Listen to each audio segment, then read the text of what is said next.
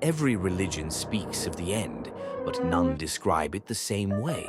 Some warn, some promise, some reveal.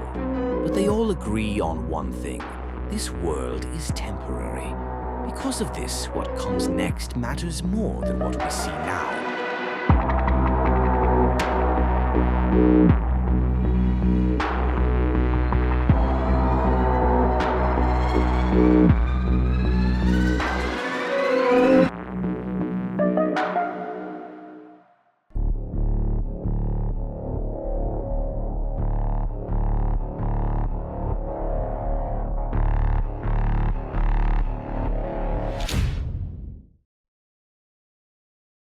The Islamic vision of the end times doesn't begin with fire falling from the sky, but with something quieter and more terrifying: confusion.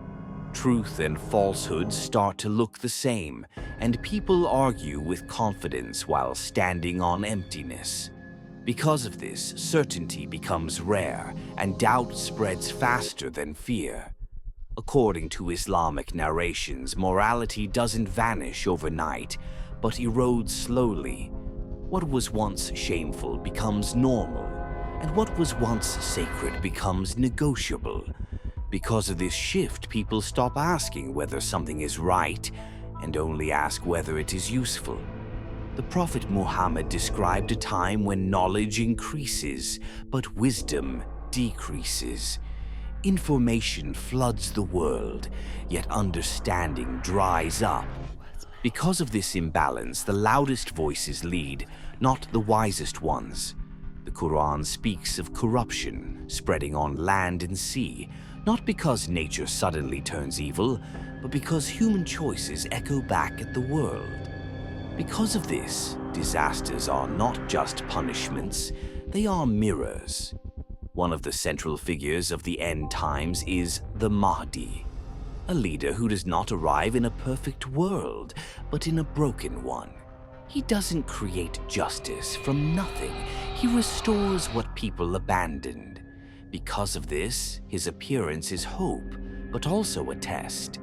Islamic tradition also warns of the Dajjal, a master of deception. He doesn't force people to follow him, but seduces them with comfort, speed, and false miracles. Because of this, the real danger is not his power, but our willingness to be fooled.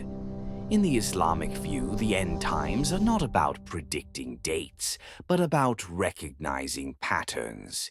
History doesn't end with chaos, it ends with accountability. Because of this, the message is not fear, but awareness. And here's the twist: the end times are not just something that happens to the world, but something that reveals who we are. Because of this, every era is a small rehearsal for the final one. In Jewish tradition, the end times don't arrive with instant destruction, but with a world that feels almost right. And that's the danger. Life continues, cities stand, markets run, but something essential is missing. Because of this, people sense that the world is functioning, but not healing. Jewish texts describe a period called the footsteps of the Messiah, a time when moral clarity collapses, respect fades, arrogance rises, and truth becomes flexible. Because of this moral shaking, people stop trusting elders and follow noise instead of wisdom. The Talmud warns that family bonds will weaken, parents and children will feel like strangers, and loyalty will be questioned everywhere. But this collapse is not random.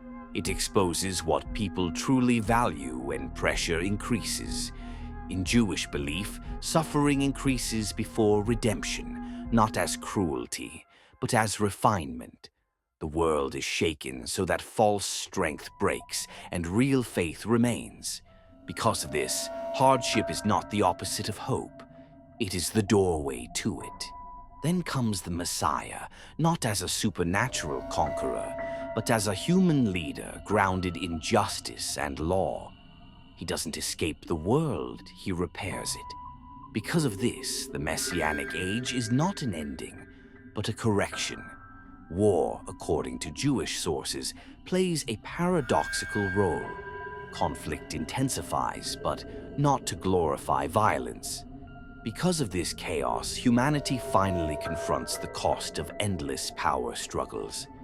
The end times in Judaism are not about the destruction of the world, but its alignment.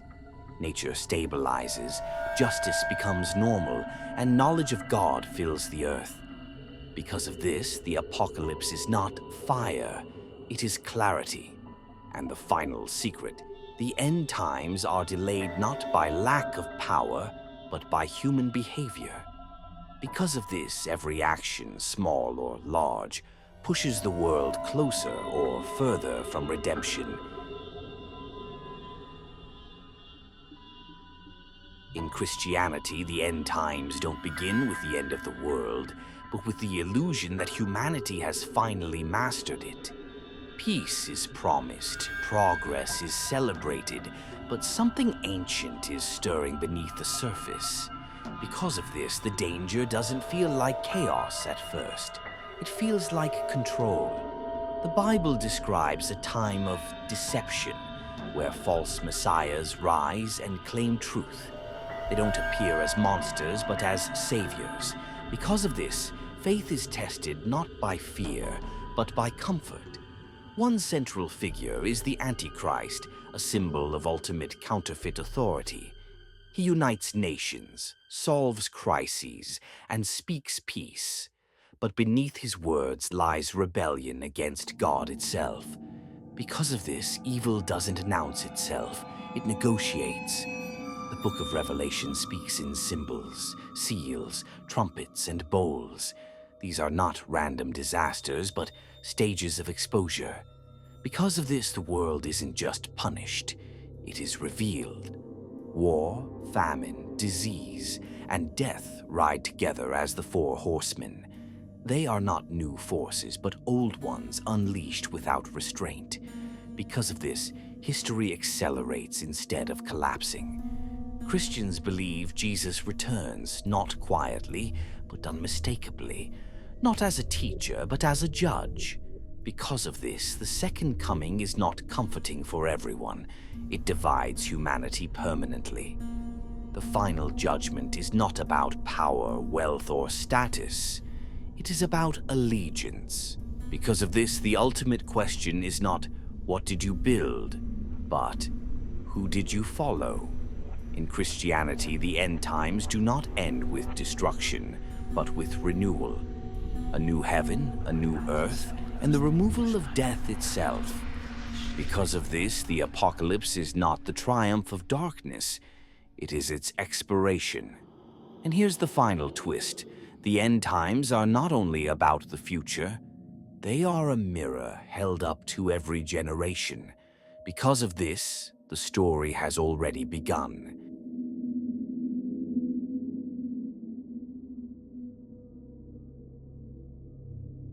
The end was never meant to shock the world, but to expose it. Because of this, the signs are not ahead of us, they are around us. The story doesn't end here. Because of this, pay attention.